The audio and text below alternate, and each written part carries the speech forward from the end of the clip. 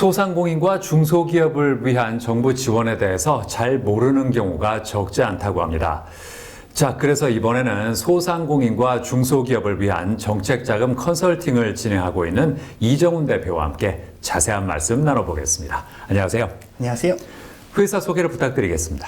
저희 회사는 금융 소외계층 및 소상공인, 자영업자들과 사업성이 좋지만 자금난에 시달리고 있는 중소기업의 최적의 정책 자금을 받을 수 있도록 전반적으로 컨설팅 및 조언을 해주는 일을 하고 있습니다.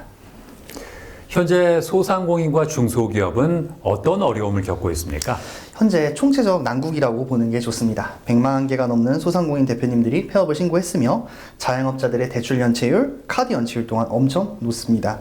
중소기업은 미국의 관세 정책 등으로 인해 수출길이 막히고 제조업들 또한 너무 큰 타격을 받은 나머지 현재 대한민국의 사업체들은 IMF 이후로 가장 어려운 시련을 마주하고 있다고 느끼는 중입니다. 실제로 대표들과 상담을 할 때 모두 받아주고 싶은 마음이 저는 정말 굴뚝 같지만 정말 상황이 안 돼서 1,000만 원도 정책 자금이 안 나오는 경우도 정말 많습니다. 소상공인들이 받을 수 있는 대표적인 정책 자금은 뭘까요? 소상공인들이 받을 수 있는 정책자금 중 가장 대표적인 것은 신용보증재단의 정책자금입니다. 해당 자금은 사업을 1년 정도 유지를 하고 매출이 있는 정상적인 사업자의 세금 체납 및 연체 등이 없는 신용점수 800점 이상의 사업자라면 무리 없이 받을 수 있는 장점이 있습니다. 하지만 한 번 해당 자금을 받으면 다시 받기까지 꽤 어려움이 있다는 그런 단점이 있는데요. 또한 소상공인진흥공단 정책자금도 굉장히 좋은 정책자금입니다. 다양한 형태의 업종들을 위한 대출을 만들어서 운영하는 기관이고 최근까지 가장 상담 사례가 많았던 자금은 신용취약소상공인 정책자금인데요. 해당 자금도 소상공인진흥공단 대출입니다. 중소기업은 어디서 정책자금을 알아볼 수 있을까요? 중소기업 같은 경우에는 신용보증기금과 중소기업벤처진흥공단 그리고 기술보증기금에서 정책자금을 알아볼 수 있습니다.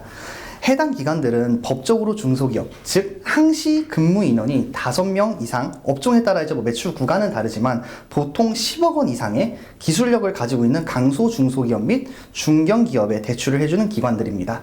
대표자의 신용도 및 기업의 신용도 등급 또한 중요한 부분이라 굉장히 손이 많이 가는 그런 기관들이지만 우리가 흔히 아는 중소기업 대출의 한도인 1억 원 이상이 가능한 기관들입니다.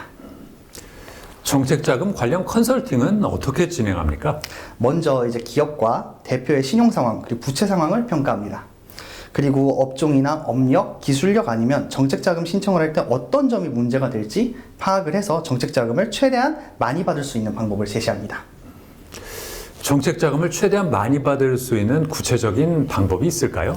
정책자금을 최대한 많이 받기 위해서는 너무 당연한 얘기겠지만 사업체를 잘 운영하고 신용관리를 잘하고 악성 부채를 많이 보유하지 않고 있어야 합니다.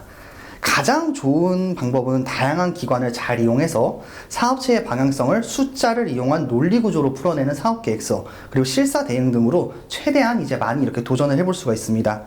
결국 정책자금도 사람이 하는 부분이 크기 때문에 기관 담당자가 사업체의 성장 가능성을 볼 수 있게끔 내용을 잘 정리해서 설명하는 것이 정말 중요합니다. 컨설팅 업체를 선정할 때 어떤 점을 고려하는 게 좋겠습니까? 먼저 계약금 및 착수금을 요구하는 업체는 최대한 컨설팅을 받지 않는 것이 좋습니다. 정책자금은 정말 변수가 많은데 대표 입장에서 계약금 100만 원, 150만 원은 정말 큰 돈일 것이며 변수가 많다는 말은 정말 예상하지 못한 이유 때문에 대출이 안 나올 수도 있다는 이야기입니다. 저도 200건 이상 정책자금을 조달해봤고 정말 다양한 기관들을 통해서 받아봤지만 정말 매 순간이 대응의 영역이었고 실제로 말도 안 되는 이유로 정책자금 대출이 안 나오는 경우도 많았습니다. 그리고 계약금을 반환하는 것 또한 이제 쉽지가 않은데 애매한 금액대이기 때문에 반환 요청을 하기도 어려울 뿐더러 그냥 날린 돈이다 이제 그렇게 생각하는 대표님들이 정말 많습니다. 이 밖에는 또 어떤 점을 조심하는 게 좋을까요? 또 조심해야 하는 이제 사기업체 특징은 자기들이 이제 기관의 누구를 알고 있고 사례를 하면은 다 나온다는 식으로 이제 그렇게 기망의 의도를 가지고 대표들에게 피해를 주는 곳들이 있습니다.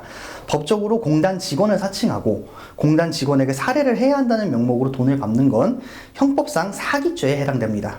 이런 업체들이 안 되는 사업체를 지원받게 해주겠다는 명목으로 금전을 요구하는 경우가 많으니 각별히 조심해야 합니다. 그리고 보험을 권유하는 보험 설계사들이 있습니다. 대가성 보험 계약은 명백한 보험업법 위반이며 흔히 종신보험이나 기업보험 가입을 유도합니다. 해당 보험들은 원금에 도달하기까지 시간이 걸리며 중간에 해지할 때 이제 뭐 손해가 정말 막심한 형태이니 가입에 각별히 주의하셔야겠습니다. 앞으로는 어떤 계획이 있을까요? 은행에서 대출을 받을 수 없는 소상공인 대표님들과 기술력은 좋지만 자금난에 시달리고 있는 중소기업 대표님들의 편에 서서 정책 자금을 최대한 받을 수 있도록 도와주는 든든한 파트너가 되는 것이 제 목표입니다. 네, 오늘 말씀 잘 들었습니다. 감사합니다. 감사합니다.